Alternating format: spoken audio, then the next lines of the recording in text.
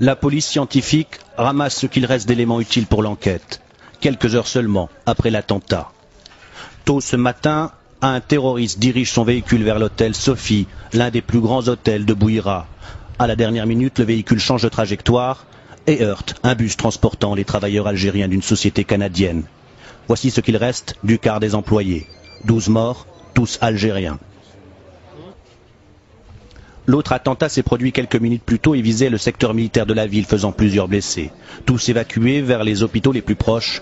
Certains se réjouissent de s'en être sortis vivants. Après la première explosion, on est venu voir ce qu'il se passait. Et là, la deuxième déflagration est intervenue. Il y a des malins qui ont pensé au pire pour faire le maximum de morts. Il y a eu très peu de temps entre les deux explosions, 2 minutes 30, pas plus. L'attentat intervient moins de 24 heures après l'attentat de l'école de gendarmerie des Isères, près de Boumerdès, le plus meurtrier depuis plusieurs mois en Algérie. 43 morts et des questions sur la capacité de l'État algérien à lutter contre le terrorisme. On est passé par des lois d'amnistie et on a décrété une paix officielle. Et cette paix officielle a fait que nos services de sécurité ont beaucoup été touchés par ce décret officiel de paix.